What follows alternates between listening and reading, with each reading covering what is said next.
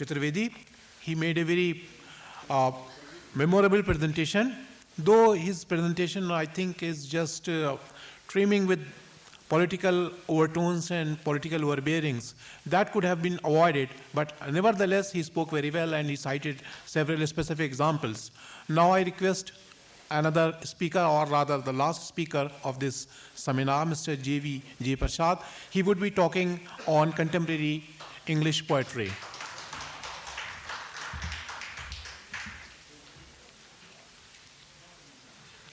Vanakkam. Ellarkum pasikonu nenikren. Must be hungry. So I shall not take too much time. I have a straightforward topic, as all of us have, which is challenges to the new poets. You teach at Kanpur. PG college. PG. And the Murila Ridana, Kavinger Tan. Ella Kavinger Tan. Tamil Ridna, Hindi mein likho to kya? What if you write in English? Ki farak penda hai? I mean, a poet is a poet. You face the same challenges. Whatever language you write in. You know, whether you've been writing for decades or more, whether you've just taken the first pen of your career, it's the same challenge. It doesn't change. Right? What is the challenge? To put it in, as abstract terms as possible, to try to make language, to give expression to the world, to create the world, to let the universe find its voice, to take language to the realm of silence.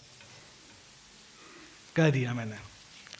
But a poet is first and foremost a lover of language, a seeker of the exact sequence of words that will convey what cannot be conveyed in ordinary speech. All poets have this impossible task. And think of the poet with the blankness of the white page staring at her or him. The status, the condition of the language itself, the resistance of an audience, actually a lack of an audience very often. Sahriday chhodiye, audience hi nahi hai. Right? Poetry is for the strong, not for the faint-hearted.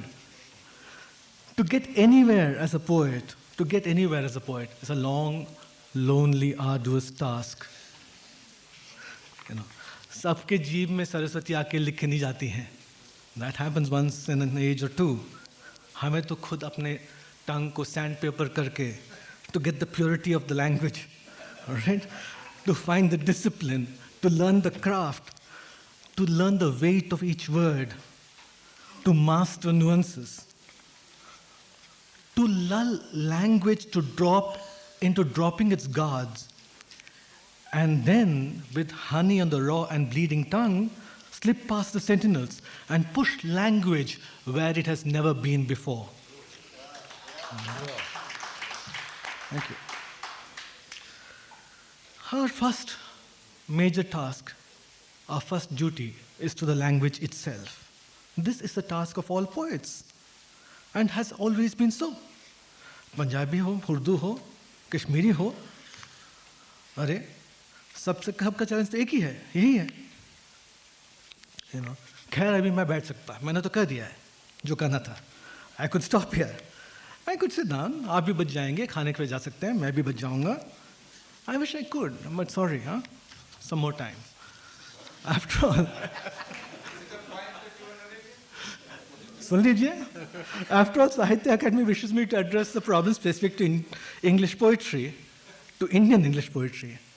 कल जब कावेरी नंबीसन का परिचय दिया जा रहा था, तो उन्होंने कहा कि, आई थिंक निर्मल कांति ने कहा कि she writes in Indian English. तो हमारे साथ एक वरिष्ठ लेखक बैठे थे साइड में, तो उन्होंने मुड़ के अपने साथी से कहा, इंडियन इंग्लिश, ये क्या जानवर है? What strange animal is this? बात तो सही है. वैसे तो अंग्रेजी ही किसकी बोली है, किसकी भाषा है? हाँ, ये तो है ना, भारत में, भारत भवन में अंग्रेजी, वो भी भारतीय अंग्रेजी. अरे भारत में तो अंग्रेजी कुत्तों के साथ बोली जाती है, और सिर्फ कुत्तों से। टॉमी टॉमी आजा, come here, come here, no आजा, गलती होगी, come here, come here, good dog, good boy. So Indian English is then the language spoken by Indians to dogs. सोचिए, जो अंग्रेजी से मायना रखते हैं, ताल्लुक रखते हैं, जो अंग्रेजी में लिखते हैं, वो भी यही कहते हैं, because Indian English is that language, is English which has gone to the dogs. बात सही है ये।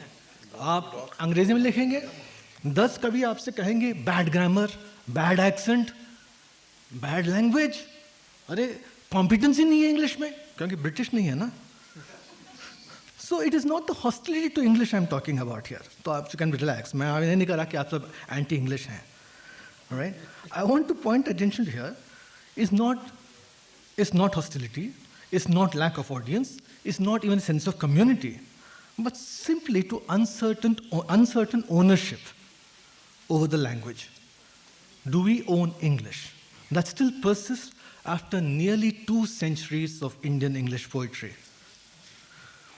If the writer's dharma is first to sit at the feet of the language to undergo harsh penance, the feet of this language, of this goddess, are white. Gori hai bhai. Gori hai, but getting discolored. It's discolored because England mein situation, well, yeah, hum sab wahan pahunch gaye hain. But here, if you concentrate on the feet, they're still gory feet. You concentrate on the whiteness of the feet. Right? And, as I said, if you are concentrating on that whiteness, on the Britishness of the language, then we are just going to not accept anybody as an Indian English poet, because Indian English doesn't exist. So what should have been our task here? And I'm not talking about the new poets, I'm talking about the older poets. Our task should have been to put anklets, jhumka, to apply henna, to brown the skin in the sun, to acculture the language, to create a distinct, recognizable Indian English or Indian Englishes. We needed our Indian English to gesture with elan, with casualness, to Sanskrit texts, to Urdu, Malayalam, to Indian texts and Indian contexts. But this language is still at ease only with the Bible and white literary texts and contexts.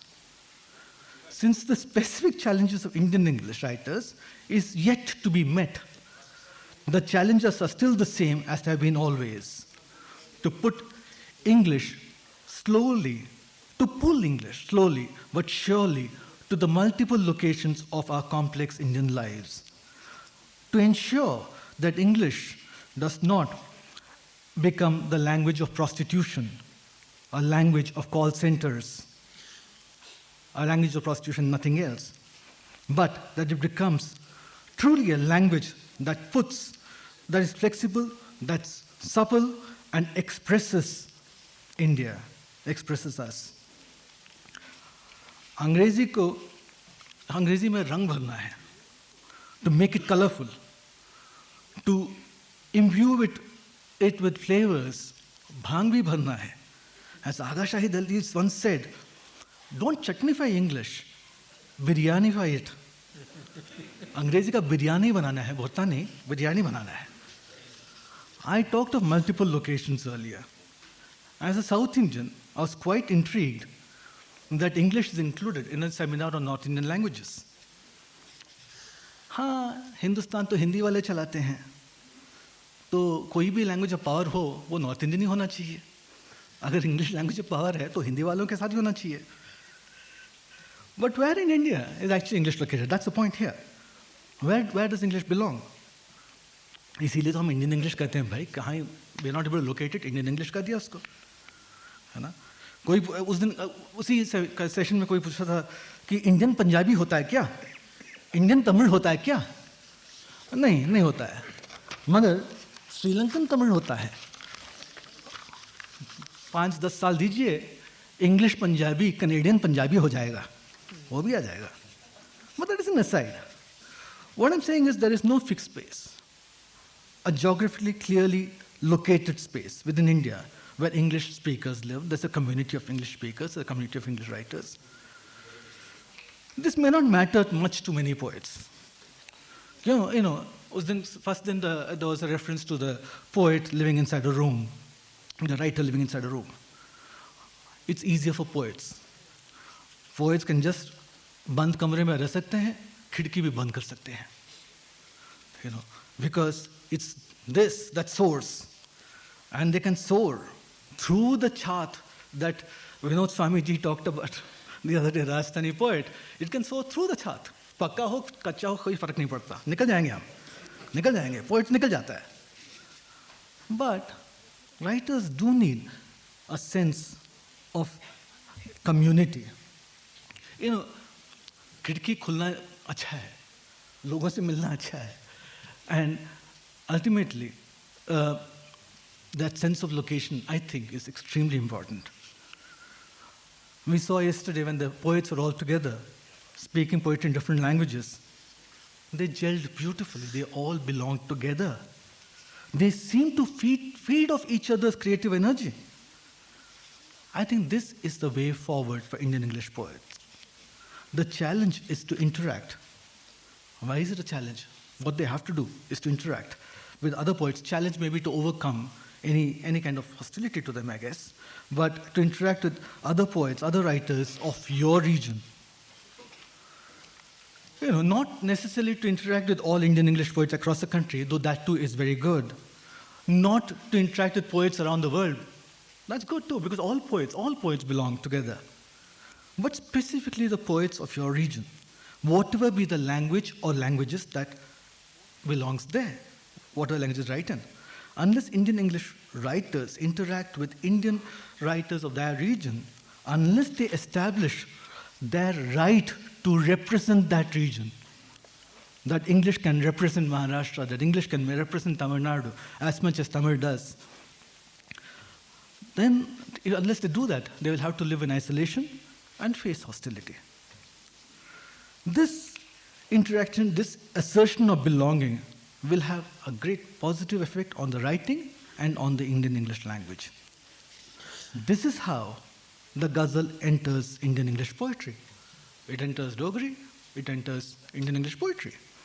This is how concepts of Aham and Puram enter Indian English poetry, to create a truly Indian English poetry. Yesterday, we heard about how writers have to be insiders, outsiders. The point is, you would never have written if you had not been that. If there were no disjunction in your life, no sense of not belonging completely. If you didn't feel that, why would you ever write? So you are, by definition, as a writer, an insider, outsider. But it's a climb. कई लोग ज़्यादा insider होते हैं, कई लोग ज़्यादा outsider होते हैं. अंग्रेजी है जो आपको धक्का देता है ज़्यादा outsider बनने के लिए. Right? So the task of the Indian English writer is to pull back, to get more into an insider position, to keep the tension going. Kamleshwar जी ने कहा कल गुलदस्ता है जी, गुलदस्ता बहुत प्यारा लगता है, but it's got no roots, it won't grow. R. Patsadi said language is a tree, it loses color in under another sky. बात सही है, but it also gains color. अगर रूट हो, अरे गुलदस्ता है लिटरेचर ठीक है, बट पोइट्स के तो रूट्स हैं, और जब पोइट्स के रूट्स हैं, अंग्रेजी से आ गई, वहाँ से आ गई, ठीक है, हमारे रूट्स हैं, हमारे रूट्स हम काम कर रहे हैं, and the nutrients are Indian nutrients, which are very colorful nutrients, the tree will gain color. We have to have that confidence. To that end, there is a final task for Indian English poets, a task that I know and I see that younger poets are applying themselves to, which is to read as much of Indian literatures as possible. This is a crucial thing to kind of strengthen your roots. And also to read earlier Indian English poets, to build on what they have done. This is how you create a river that will join the ocean of Indian literatures, not meandering streams trying to reach the English Channel and drying up in egoistic nalas. सागर में पहुंची है, नाला न बनी है. Best of luck.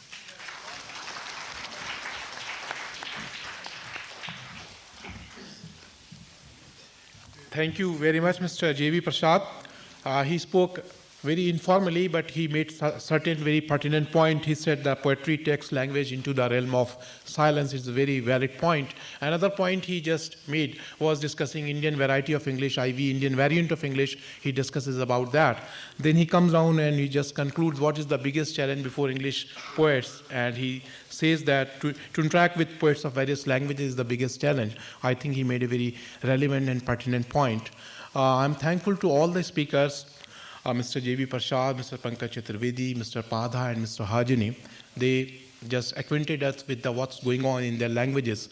I just want to say something about Urdu poetry. I thought that Urdu poetry had a very glorious tradition. I think it was just inadvertently left out, or maybe the Urdu writer who has been assigned to work to present a paper, he may not be present here. So I want to say something what's going on in contemporary Urdu literature, because Urdu poetry. So I want to say something about what's going on in Urdu, especially after 90s, what happened. Urdu शायरी के बारे में आमतौर पर तासुर ये है कि जो जदीदियत का जो रुझान था, जिसके ज़रिए असर हमने बहुत से ऐसे थीम्स थे जैसे लोनलीनेस है या एग्जिस्टेंशियलिस्ट क्वेश्चनिंग है या सोलिप्सिसिज्म है, इस पे ज़्यादा तवज्जो दी गई थी. लेकिन इधर जो 90 के बाद उर्दू में जो शायरी हुई है उसमें बहुत मौज़ूआत के सतह पर और मवाद की सतह पर काफ़ी तब्दीली आई है, पेशकश के अंदाज़ में भी तब्दीली आई है और बहुत से इसमें शायरों का कंट्रीब्यूशन रहा है. मैं ज़ाहिर वक्त नहीं, बिल्कुल टाइम, बस मैं 2-3 मिनट में अपनी बात ख़त्म करूँगा. तो ऐसे बहुत से शायर हैं जिन्होंने इस सिलसिले में बहुत अहम रोल अदा किया. उसमें पहला नाम जो मेरे जहन में आता है इरफान सिद्दीकी का, जिनका भी हाल में इंतकाल हुआ. तो उनकी शायरी अगर आप देखें तो हमारी जो जदीदियत की जो शायरी थी, जिसमें शहरियार या मोहम्मद अलवी या पाकिस्तान के जो शायर थे, उनसे ख़ासी मुख्तलिफ नज़र आती है. जो पोस्ट मॉडर्निज़म का जो एक बुनियादी, जिसको हम कह सकते हैं इस्तिआरा है, जिसको हम कहते हैं हर चीज़ को, जो भी कॉन्सेप्ट हैं उनको सबवर्ट किया जा रहा है, सबवर्जन या रैंडमनेस ऑफ लाइफ. तो देखिए एक रैंडमनेस ऑफ लाइफ या सबवर्जन का एक इस्तेमाल देखिए कि उर्दू के बहुत से शायर हैं. मैंने एक आध मिसालें ली हैं. जैसे इरफान सिद्दीकी का एक मतला है, जब गुजरात में फसाद हुए थे तो उसके बाद ये कहा जाता है कि जब भी कोई ऐसी चीज़ होती है जो काबिल कबूल नहीं होती, तो जो लोग गॉड में बिलीव करते हैं वो उनको ये तवक्को होती है कि जो हक़ जो है हमेशा कामयाब होगा. हक़ को कामयाबी का तसव्वुर हर मज़हब में है कि हक़ जो है, जो ट्रुथ है, वो हमेशा इट ऑलवेज प्रिवेल्स. तो ये कॉन्सेप्ट का एक सबवर्जन देखिए गुजरात के पस मंज़र में. गुजरात में जो राइट्स हुए तो इरफान सिद्दीकी ने कहा, हक़ मेरे खुदा कामयाब क्यों नहीं हुआ, तूने कहा था तेरा कहा सच क्यों नहीं हुआ. तो यहाँ देखिए एवर कंप्लेनिंग नहीं है, बल्कि ये जो कॉन्सेप्ट है कि ट्रुथ प्रिवेल करता है, इस कॉन्सेप्ट का सबवर्जन देखिए. उर्दू में इसी तरह के बहुत से कॉन्सेप्ट थे, जैसे हिज्र और विसाल, दो अलग चीज़ें समझी जाती थी. कैटेगराइजेशन था मुख्तलिफ मौज़ूआत का. कुछ उसमें से एक आध शायर यहाँ पे भी मौजूद हैं. फ़रत एहसास हमें खुशकिस्मती यहाँ मौजूद हैं. इनका एक शेर है, हिज्र और विसाल उर्दू में दो अलग कैफियत समझी जाती थी. इनका एक शेर देखिए, दो अलग लफ्ज़ नहीं हिज्र और विसाल, एक में एक की गोयाई है. तो ये जो एक में एक की गोयाई का कॉन्सेप्ट है, हिज्र विसाल को मिलाने का, ये कॉन्सेप्ट अगर आपको तरक्की पसंद शायरी में देखना हो, ये जदीद शायरी में ये नज़र नहीं आता. इस तरह पाकिस्तान का एक शायर हैं, उनका एक शेर देखिए इज़हारुल हक़ का, गुरूब मेहर की आबादियों में रास्ता बनकर वो एक बिल्कीस का मासार मेरे साथ चलती है. तो इस साथ चलने का तसव्वुर था. जदीदियत का जो पूरा मंशूर था वो दिखाते थे कि आदमी जो है वो सेपरेट है, अलग है, तन्हा ज़िंदगी गुजार रहा है. तो ये जो उर्दू, और इसके अलावा बहुत से नए शायर हैं जिन्होंने एक तरह की नेटिविटी पर इसरार मिलता है. चाहे वो नेटिविटी पर उर्दू शायरी में इधर 10-5 बरसों में बहुत इसरार बढ़ा, जिसमें अंबर बहराइची का नाम है, सलाउद्दीन परवेज़ का नाम है, और एक तरह की उर्दू में फेमिनिस्ट सेंसिबिलिटी वो भी सामने आई है. इससे पहले उर्दू में ट्रेडिशनल इस तरह की निसाई शायरी होती थी, लेकिन जो तानीसियत है, feminism has taken roots in Urdu. तो उसकी में बहुत सी शायरा हैं हिंदुस्तान में भी और पाकिस्तान में. हिंदुस्तान में शहनाज नबी, तरन्नुम रियाज और अज़रा परवीन, इन सब ने जो एक उर्दू शायरी में जो एक तरह की रूमानियत थी औरतों के तसव्वुर में, कुछ औरतों से कुछ हमने सिफ़ात जो थी उनसे मखसूस कर दी थी, कि जैसे उनके यहाँ वफ़ादार होती हैं, या ख़ूबसूरती का तसव्वुर है, या बहादुर ना होने के तस्वूर है, इन सब को हमने एट्रीब्यूट कर दिया था औरतों से। तो इनकी अगर आप नज़में पढ़ें, कुछ मिसालें भी हैं, ज़ाहिर है वक्त इतना नहीं है कि मैं उस पर गुफ्तगू कर सकूं। तो इन लोगों ने ये दिखाया कि एज अ ह्यूमन बीइंग आप उनको ट्रीट करें, बल्कि जो पहले ह्यूमन बीइंग की जितनी भी कमियां होती हैं, जो कमज़ोरियां होती हैं, जो उनकी अच्छाइयाँ होती हैं, वो मजमुआ है। औरत कोई मखसूस सिफ़ात का मजमुआ नहीं है जिसको ये समझा जाता है कि हमदर्दी या ये सब चीज़ें भी उसके यहाँ है, इसके अलावा भी बहुत कुछ है। तो ये जो एक नई तरह की उर्दू शायरी में कुछ आवाज़ें सुनी जा रही हैं, इसके अलावा जैसे मैंने नाम लिया फ़रहत एहसास का, महताब हैदर नकवी, मुश्ताक सदफ़ और बहुत से, आलम खुर्शीद, शारिक कैफ़ी, जमाल ओवैसी, खालिद आबादी, इस तरह की जो शायर हैं, ये 90 के बाद इनकी जो आवाज़ों में तब्दीली आई है, उसका भी ज़ाहिर वक्त इतना नहीं है कि मैं सब पे अलग गुफ्तगू कर सकूँ। तो मुझे ये लगा कि 2-4 मिनट उर्दू शायरी के बारे में जो तब्दीली आई, उसके जो मैं सोचता हूँ उसके बारे में भी कुछ गुफ्तगू की जाए। बहुत बहुत आप लोगों का शुक्रिया। ये तो पता नहीं कि आज की इस चर्चा ने चटनी फ्राई किया या मसाला फ्राई किया, लेकिन हंगरी फ्राई ज़रूर किया है। और दरवाज़ा अब खुला है, खिड़कियां बंद हैं, कमरा बंद है, लेकिन दरवाज़ा खुला है। आप सभी लोग भोजन के लिए आमंत्रित हैं और भोजनोत्तर सत्र 2:45 बजे 2:45 शुरू होगा। कृपया समय से पधारें। शुक्रिया।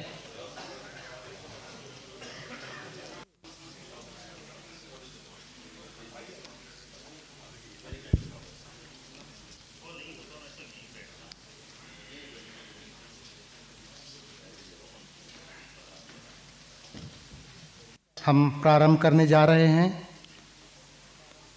इस सत्र की अध्यक्षता प्रोफेसर वाचस्पति उपाध्याय करेंगे और आलेख पढ़ेंगे प्रिया सरुक्काई छावरिया, अभिनव शुक्ल और निज़ाम सिद्दीकी। मैं सभी महानुभावों से अनुरोध करता हूं, कृपया वे स्थान ग्रहण करें।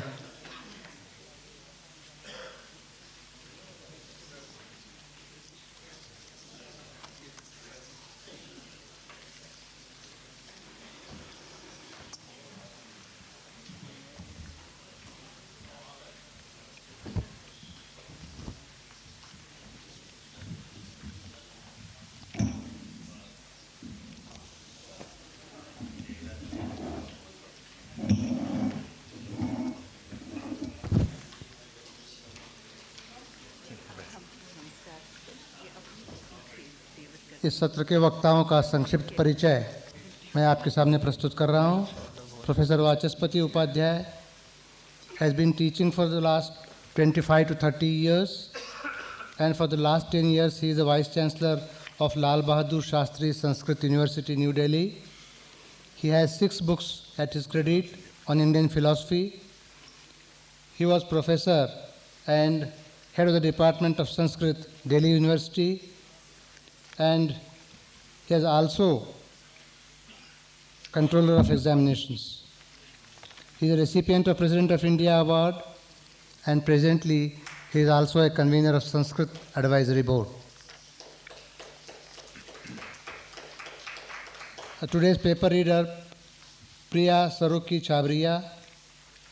She is a freelance journalist, had many work published in major Indian land newspapers and magazines, wrote primarily on women's issues, travel and arts, co-founded Film Society, Friends of the Archive, co-scripted short film Dhara that opened the critics section, scripted and narrated Fireflies, a multimedia production of poetry in English, classical dance and miniature painting that was presented in the major Indian cities at the Asian Art Festival in Singapore in 1994. Published poems, short stories and essays in literary and cultural journals, among them the Indian Journal of Literature, India International Center's Quarterly, News Quest and Little Magazine are major.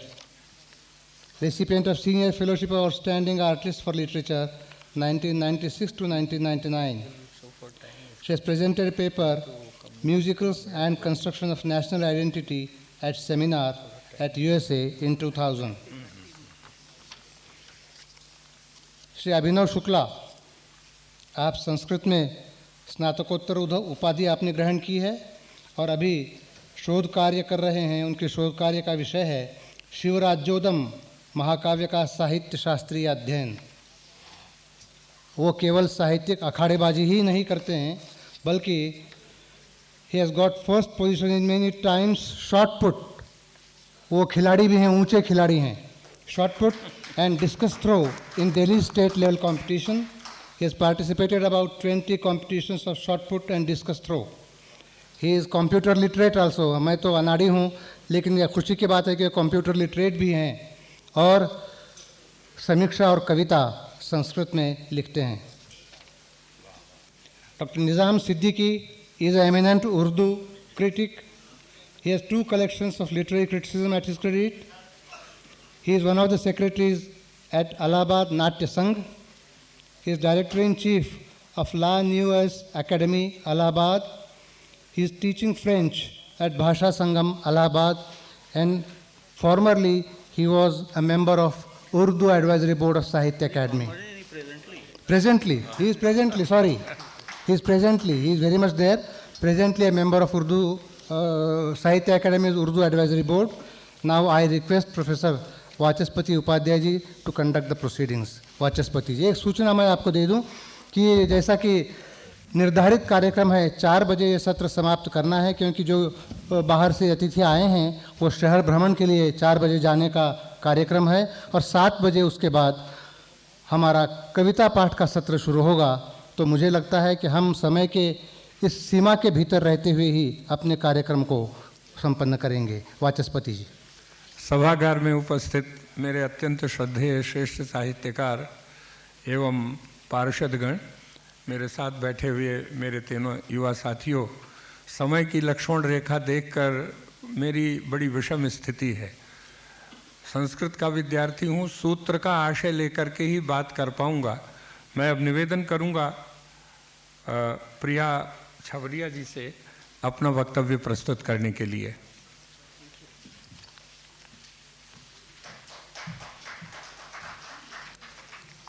Thank you. I'm very happy to be here and to hear the voices from very many parts of the country.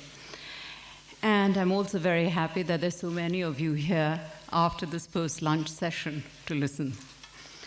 Now, my paper is called Writing the Now, and I speak as a novelist and a poet, as both an insider and an outsider, as a membrane and a palimpsest. Opposites combine within the body during writing. One is closest to oneself and most free from oneself, to be anyone, a character, human or animal, maybe even a gecko on the wall. I know there's some creative writing being done in our English Bhasha literature, but by and large, it seems to have become rather static and formulaic. Of course, the market mediates this process and prevents differences from emerging, unless it's the kind of difference that can be co-opted and itself marketed. Once we believed that the sun set in the west. Now we are informed that the sun rises in the west and sheds its light on us. By which I mean the late capitalist economic system through which images and cultures are circulated worldwide. We can't turn our back on this, or we'll be isolated from creativity worldwide. But we need to enter this discourse with a vital political aesthetic that subverts that which tends to co-opt us. I think we need to search for analogous spaces within our cultural matrix that possibly has affinities with aspects of writing practice worldwide that we can employ to indigenous creative purpose. So, what are the past forms in our culture that could resonate with the pulse of the now? The Moola Prashna is, how does our imagination flourish? It is this avatar of imagination as form that I wish to explore, for the forms we employ reveal identity and location. Forms indicate how free we are and how we attempt to comprehend reality. K. Ayappa Panikar, in his book Indian Narratology, homed in on how we subcontinentals construct reality in our art. And I quote him, "All Indian art is imbued with an esemplastic imagination," unquote. That is, the ability to shape diverse elements or concepts into a unified whole, a way of holding simultaneous multiple realities in a single loose form. Briefly, this esemplastic imagination repeated itself through certain tropes and strategies, such as privileging fantasy over logic by employing the allegorical mode, episodic and chain stories and inset stories too, non-linear structures that implied self-reflexivity, narrative fluidity of time that is more psychological than logical, and that emphasized the inner vision. This was important, the inner vision always. We also collapse genres, using in the same narrative folk and philosophical discourse, song and courtly idioms. Form for us was flexible. Alongside this concept ran the other one, that no author is merely a single individual entity, rather that she is an accretion of several selves, and in that sense anonymous, because, and I quote Panikkar again, because language is an instrument of collective expression, unquote. And here especially more so because we encourage multiple retellings of the same katha, and originality lay for us in how the storyteller could evolve an apurva form, another way of retelling the same story. Originality, in that sense, was not so primary. Okay, now let's pause to critique this pre-modern plural mindset. It originated when gods, not spy satellites, ruled the heavens, and when many societal practices that we find abhorrent were honored. When patronage for the artist largely meant writing panegyrics, etc. It was a whole different ballgame. And it needs to be looked at not with revivalist nostalgia, but within critical historical paradigms. In the 20th century, modernism mediated our forms. And I shan't go into this in detail because it's a well-known historical phenomenon. Many among us have worked in this mode creatively to probe our reality with a fresh approach to angst and beauty. And at a point of time, this aesthetic was deployed with startling intensity to reveal social injustices in a very powerful, realistic narrative. Now, I know that we live in multiple realities and time frames, and these issues these issues really of validity, what is right, what is wrong, what is applicable, it has to be seen with a certain context sensitivity. But keeping that in mind, I would like to say that from the creative practices of the West, I find some aspects of postmodern writing are closest to the wandering ways of the subcontinental esemplastic imagination.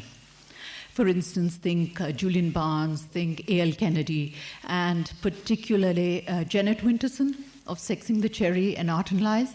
And there you come across mixed genres, multiple voices, self-reflexivity, besides, of course, a comment on beauty in a decentered self. But this cannot be accepted whole either. Originating from the post-industrial first world country that has a history of negating, this is important, they negated their earlier art practices. Unlike our culture, it also comes from with its own philosophy and experience, whereas our approach to our past and our ground realities, economic, cultural, political, are vastly different. Neither do I think we can give up our sense of the sacred. For some of us, maybe it shifts into a kind of a secular sacred and is found everywhere around us, say in the look of a cobbler as he scrutinizes stone chapels, or the way a cook sings as she cooks food she'll never taste, or in a Himalayan cottage that sits like a box of light in the night, or in the smell of faint fallen parijata flowers, and of course, the high light of the heavens. But also, when I speak of postmodernism, let's not focus on the regressive postmodernism of reaction that supports status quo. This will never do. Nor ludic postmodernism that slides up with aimless play. For our ideas of Maya, of Leela, of Thirobhava I think, are far more illuminating and they're grand. Rather, let's focus on the postmodernism of resistance that Therese Ebert pointed out aligns itself with marginalized voices. And I quote, acknowledges its self-referential status, but also seeks to engage political issues and to change existing society. Here, in this mode, we find non-linear narrative modes, allegory and fantasy, pastiche, playfulness, the combination of high and low art, self-reflexivity, inset and chain stories that destabilize and accommodate a fragmented reality. Because change, real change, must come from the anguish and the beauty of the margins. What I'm proposing is a wedge between the large, loose structures conceived by the esemplastic imagination and, on the other hand, the committed postmodernism of resistance. And I'm talking about this space as a possibility of writing the now, situated in the local. You know, it's just a possibility. We could explore this space to evolve counter strategies for a new political aesthetics. I'll read a fragment of my new novel, Or Else, that I believe is located in this space. It's one exploration of it. Now, Or Else is a political strategy, is a political allegory that masquerades as Western, male, pulp, science fiction. It was undoubtedly inspired by the horrors of our recent history.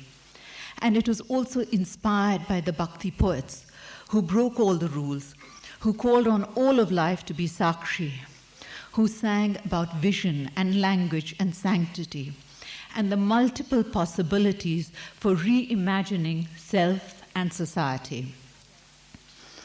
Or Else is set in the 24th century in India, in a global community that comprises of 4 varnas.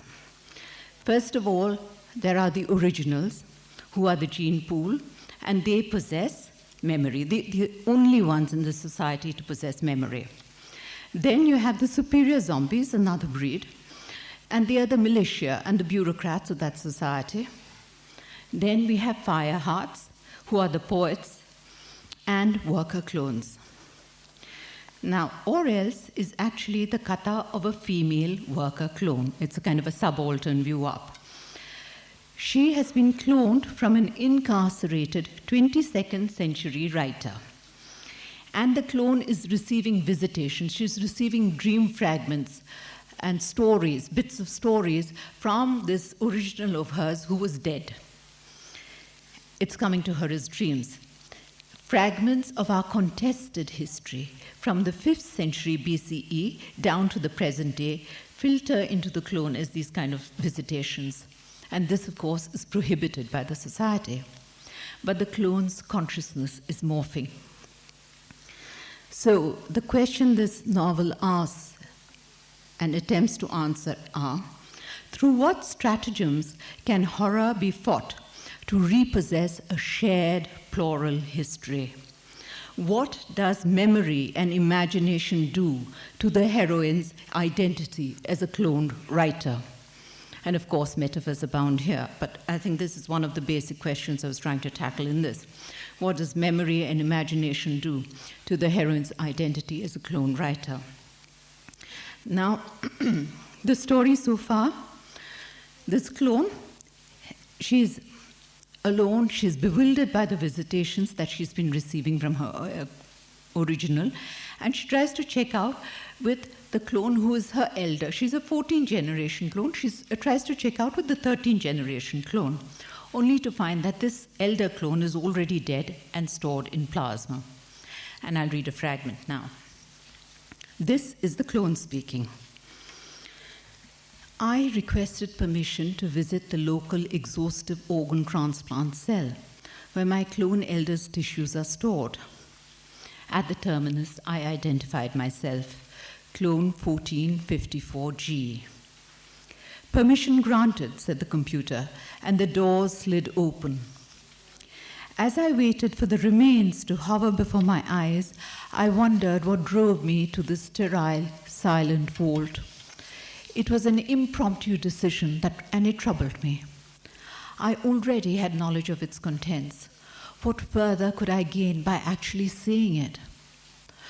The air was intense turquoise and smelt of bi-medi-nixochlorophyll. But there she was, what was left of my elder, labeled, packaged in frozen plasma, and dangling in the air beyond the touch-proof barrier. Her feet were large, the little toes squashed like mine. I bowed my head, though I don't know why I did this either, as I spoke the routine words of thanks we repeat on our cloning birthdays. Clone 1454G wishes to pay tribute to my elder, clone 1315G. We are the same and we give thanks. Long live the global community. I remained silent and staring till the sheath was called up. Walking out, I saw a fire heart being led into the walls by a superior zombie. It was an odd sight. Fire hearts are bred for the purpose of interrogating the living, not querying the dead. Unless there's a living brain in these walls that has refused to yield its secrets. For fire hearts are the poets of our society, and as poets, they cannot speak lies. They make excellent interrogators, for they will not give up till they are satisfied with the answers, even if their antennae burn up in the attempt, and they writhe and they perish. At my workstation, I performed my job till time up. I knew nothing would interfere with my working. As a clone, I'm mistake-proofed while on duty. This is no small relief. The visitations begin later, when I'm alone in my cell. Last evening, as I was swallowing my mineral supplements, I was engulfed by coldness and a sense of verticality. I was stuck on the wall, witnessing a transaction of flesh between a man called Marco Polo and a woman called Love's Sweetness. He was a merchant whose ship harbored in Kochi. She was the town's most renowned courtesan. It was strange. To begin, they were of different colors, not like us, standardized. He was a patchy brown pink, and she was ebony. It was a long ritual and confusing that now returns to me. Yes, I know who I was yesterday, a gecko on the wall of the courtesan's house. She offers him betel nut and cardamoms and wine and jackfruit and goat meat on a silver platter lined with green banana leaf. He offers her 4 silver coins. She turns her back on him. She's directly below me, her face to the wall. He offers her 5, 7, 10 silver coins. He offers her 3 gold coins. She turns towards him. She removes her upper garments. And, actually, this is a very long passage. And since we're running short of time, what I'll do is I'll just cut this passage more or less to the end. And what is important to remember here is this gecko is watching every move that the courtesan makes. And the courtesan will not make a move unless the gecko thrashes its tail on the wall and tells her what to do. She will not remove any more clothes. She will not do anything. So she's constantly checking with this gecko. And this goes on. And I take up the story when she's still looking at the gecko, asking for advice. Marco Polo, by this time, is laid out on a couch. His hands are bound, and he's on this couch. And the courtesan says, "Good luck, gecko. Should I sit astride him, or be beneath, or perform the churning? 1 thrash of your tail, or 2, or 3, Love Sweetness asks. I know I'm her sacred gecko. I want to say 3. I raise my tail to strike, but there's a fat cockroach climbing the wall. It is almost within reach. I tense and creep. In my mouth, frail feelers, crusty thorax, brittle wings, 6 legs thrashing. The visitation vanishes. We clones have heard of mating. The colony of originals is kept segregated and pampered for this purpose, so that fresh originals and their blueprints are available for societal betterment. At least 5 out of each batch of first-generation clones are solely reserved as backups for each new original.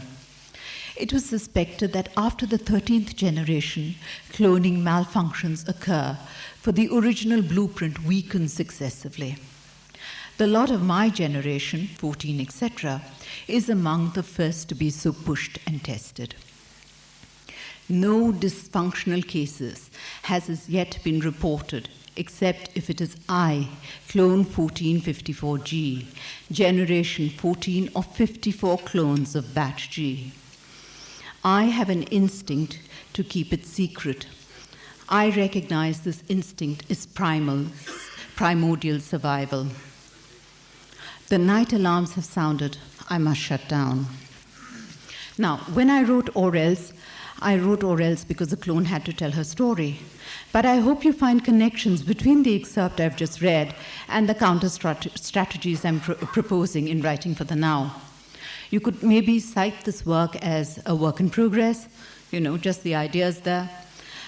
Because I am arguing not only for a different politics of aesthetics, of accommodating energetic and beautiful forms, beautiful because of the truths it tells that reflects on our plural realities, our simultaneous existence in observed reality, psychological reality, the reality of memory and that of the spirit. But equally, I'm arguing for a different aesthetics of politics. For we writers shouldn't forget that we seek inspiration from the world and must return to it, inspiration. Seeking cleansing ways of real change,